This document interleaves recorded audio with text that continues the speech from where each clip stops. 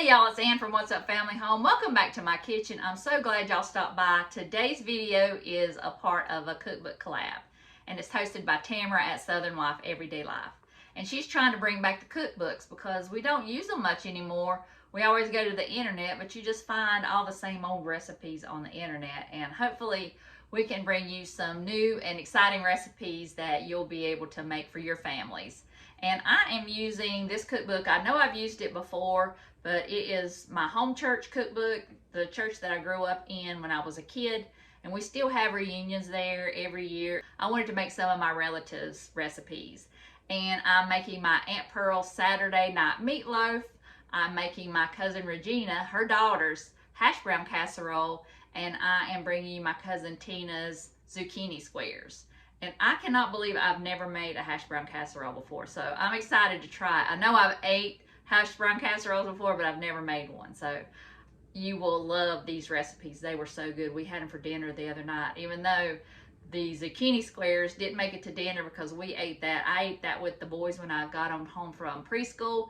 We all loved it. So you're going to love all the recipes that I'm going to bring you today.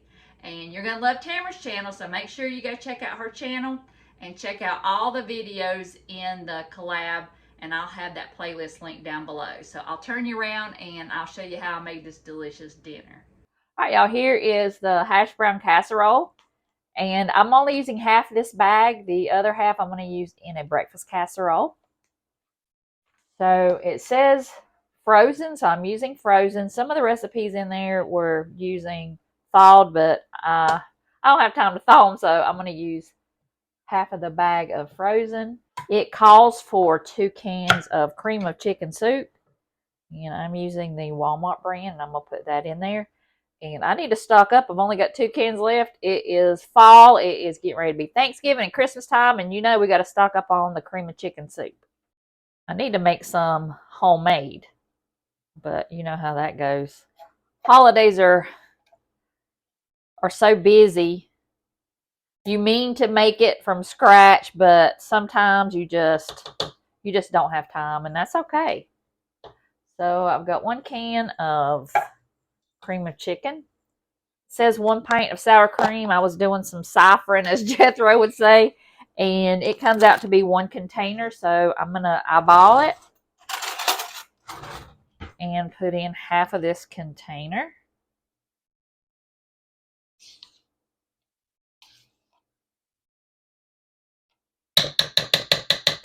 Just mix that around a little bit. All right. I will have the exact recipe linked down below, but I've got some cheese. I've cut Colby Jack in here, and I've got an onion. So I'm going to go ahead and put that in.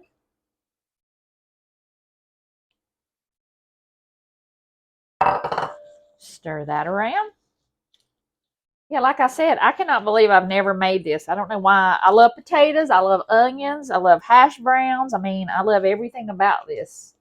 Any kind of cream of chicken soup, any kind of cream of soup, I like. So I don't know why I have never made this before. All right, I did add some salt and pepper. I didn't measure, you know me, I don't measure.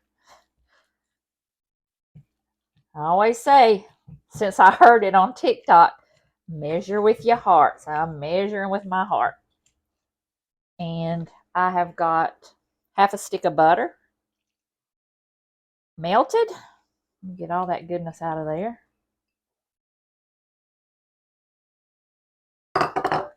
And stir that around. That's another thing I love, butter. More butter, the better. To make sure I get this good and combined, that sour cream needs to get all in there. But I'm just thinking, I've got to add some onion powder. I know that I love onion powder, and I know that I've just got to have more onion in there. So I'm going to add a little bit of salt. I just don't think salt is as salty. I know I've said that before, but there's just something about, it just seems like salt. You have to use more nowadays for some reason. I don't know. All right, y'all. That's mixed up. All right, I'm going to mix all ingredients together, and I want to put it in a pan. And I'm going to go ahead and spray it and get everything ready. Go in the oven.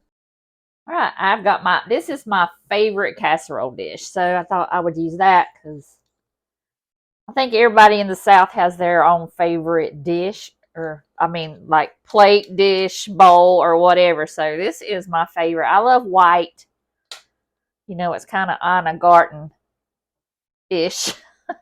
Because she's got all that white stuff, and I do too because I love white because it just goes with everything. You don't have to buy separate things. I don't buy separate Christmas and Halloween, Thanksgiving bowls. I just think white is classic and it just goes with everything and I think it makes the food look better, and I think it might even make it taste better. You never know. So I'm just going to spread that in the bowl.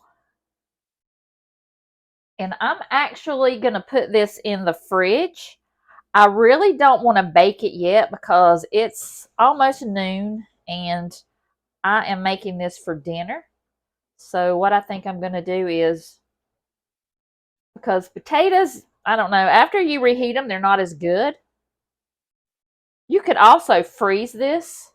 So I'm going to pop this in the refrigerator, and then when I get the rest of dinner ready, I'm going to pop this in the oven. It says on bake it at 350 for 45 minutes or until it's brown on top. All right, here is Pearl's Saturday Meatloaf. And I know Aunt Pearl could cook, so I know this is going to be good. And she uses chili powder. I've never used chili powder before, so I'm excited to try this. And I've got the egg and the pepper in there, 2 eggs and a pepper, and I'm adding 3/4 of a cup of milk. Her recipe says 2/3 cup fine dry breadcrumbs. I don't have any except panko, and I don't want to use those because those are crispy. So I'm going to add 3 slices of bread, and I'm going to add that to the milk and let the milk soak up all that bread and get nice and soft. I've done this before, and it works really well. And I'm just going to go ahead and mix that up and let the bread get combined in there. It'll help bulk up the meatloaf too. I'm also going to add a little bit of my own, and I'm going to add it's dried red pepper flakes. It's not hot pepper, it's red sweet pepper. And I like the taste of pepper in my meatloaf, so I am going to add some of that in here. Instead of cutting up a red pepper, I can just add that. I need to use it up. And I'm just going to stir that around and let that soak up all that milk. Her recipe says 2 tablespoons of onion, but I added way more than that because I love onion, as you know. So I'm going to get every bit of that in there. That's about 3/4 of an onion, a medium onion. I found a recipe on YouTube for meatloaf, and I love it, and I make it every time. So I hope this is even better than that one because I love good meatloaf. And Doug requested meatloaf today, so it comes at just the right time. So it calls for a teaspoon of salt. So since I have my measuring spoons out, I'll go ahead and add that. It calls for 1/4 of a teaspoon of the chili powder. Okay, so now I'm going to add the ground beef. It says add 1.5 pounds.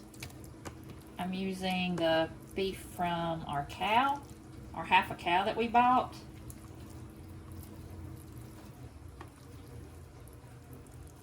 And I think I've got over 2 pounds here, so I'm going to save the rest for something else. So I like to mix my meatloaf by hand. And her meatloaf calls for ketchup on the top and not in the recipe. And I always add ketchup to mine, so that's another thing that she does different that I'm going to try and see how hers tastes. And there's a trick too that I always use for my meatloaf just to make sure you have it seasoned well. if you'll just take a little pinch and put it on a plate or a saucer and put it in the microwave and just cook it for just a couple seconds, and it'll get cooked right away, and then you can try it and see if you have enough salt in there. All right, I don't want to mix it too much. I don't want to make the meatloaf tough. So I'm gonna wash my hands. So I'm going to do that with this one. That way I can try it and see how it tastes.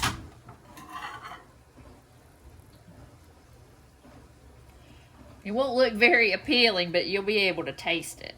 Let's make sure it's done. Yeah.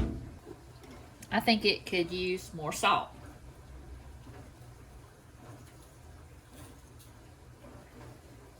And I'm going to add some onion powder. All right. Get that mixed up in there. It's already good. I can't taste the chili powder in it, but it's still really good. So I'm going to put it in a pan. So I'm going to go ahead and find my pan and my meatloaf pan and get this ready. I'm out of cooking spray, so I'm just going to take a little bit of some avocado oil and put it and grease the pan. Alright, so I'm going to put my meatloaf in the pan. I like using a little bit bigger pan. I don't like using a loaf pan because it's like the meatloaf just cooks and steams and it doesn't get really brown.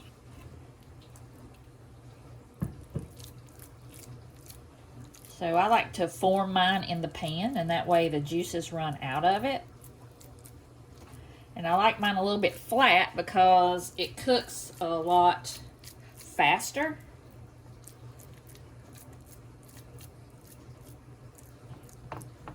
And I like this pan too because it has a cover. And this is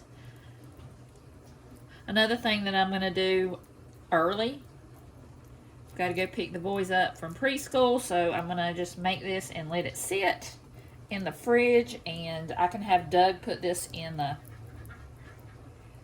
oven. I'm going to go ahead and make up the sauce. So I'm going to cover the pan, put it in the refrigerator, and I'm going to mix up the topping to put over the meatloaf. All right, our last recipe is zucchini squares. And this is a recipe from my cousin Tina, so it's all in the family here today. And I'm going to do it a little bit different, just a little bit, not much. But I've got 4 eggs in here, and I've got 2/3 cup of Parmesan cheese. I've got 3 cups of thinly sliced zucchini. It calls for garlic powder. I'm just going to eyeball it. It calls for 1/2 teaspoon. It does call for oregano, and that's the one thing I'm not putting in there. I don't know if I would like it in here, so I'm not going to put that in here. And I've got, it says a large chopped onion. I've just got the rest of that onion that I put in the meatloaf. And I've got 1 cup of Bisquick. And I'm going to go ahead and mix that up. I wish this zucchini was from my garden, but it's not, because I had trouble with my zucchini all year. So I had these from the farmer's market, and they were looking sad, and I needed to use them up, so I thought this would be perfect. It sounded like a good side dish, and hopefully it'll be good because the boys are going to be home from preschool soon, and I'm going to put this in the oven while I go get them. And I thought maybe they would eat this. It has zucchini in it, but it's got cheese and Bisquick, so it sounded like maybe it would be a good snack for them because they're really picky, so hopefully they'll like it. But I know I'm going to like it because I love zucchini. And get this last little bit of butter out. And I'm going to get my pan and put it in there. Okay, I've got a square pan. It says to put it into a well-greased 9x9 square pan. I did take some of that butter that I used, the melted butter, and use that to grease the pan.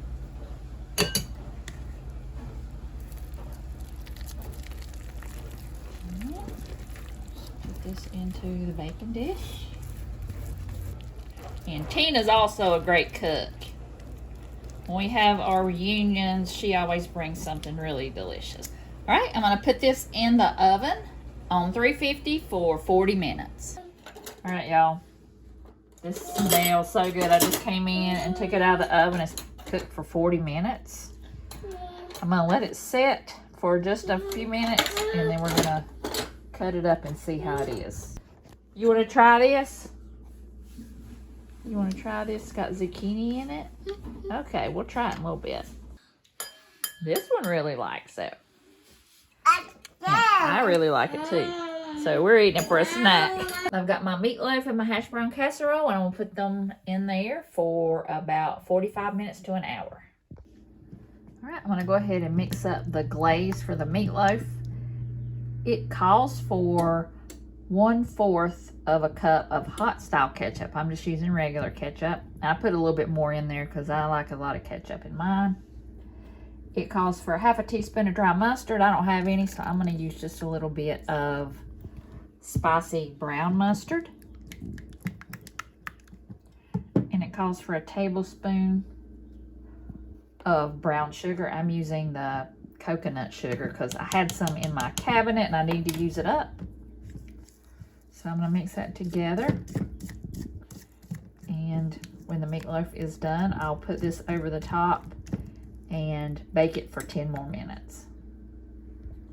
All right, my meatloaf is done, so I'm gonna go ahead and spread this ketchup mixture onto my meatloaf.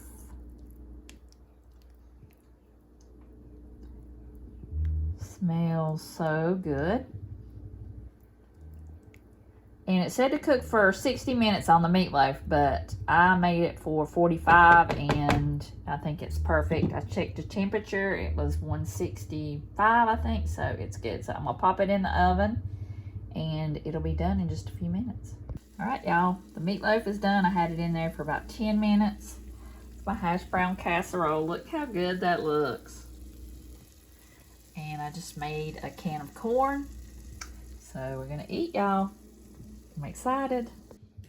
All right, y'all, don't that look good? Oh my goodness, I cannot wait to eat this hash brown casserole. It just looks delicious. Got my corn there with some butter and salt and pepper. And this meatloaf, I cannot wait to eat Pearl's famous meatloaf. That is some Southern cooking, y'all. Y'all, that meal was so good. My Aunt Pearl can cook, and I really loved her meatloaf. And I also love the hash brown casserole and the zucchini squares. The only thing I would change is I would shred up the zucchini instead of cutting it into thin strips. That's the only thing I would do different, but we all loved everything. Doug got a couple plates last night of meatloaf. He loved it, and he had requested it, so I know he really enjoyed it. And I know my Aunt Pearl was a great cook. And every time she brought something to the reunion, you knew it was going to be good. And she always had something good cooking at her house because we live just next door. So I really miss her, and I know she would appreciate me making her meatloaf. So I want to thank y'all for tuning in and watching. I want to thank Tamara for hosting, and I'll have her channel linked down below as well as the playlist. And I am going to start another series next time with a cookbook, and I've got an Amish cookbook and I've got a Better Homes and Garden cookbook. So let me know down below which cookbook you would like me to do next. So I hope you enjoyed this series of Southern church cookbooks, and I really appreciate y'all tuning in, and I hope y'all have a blessed day, and I'll see you in the next video.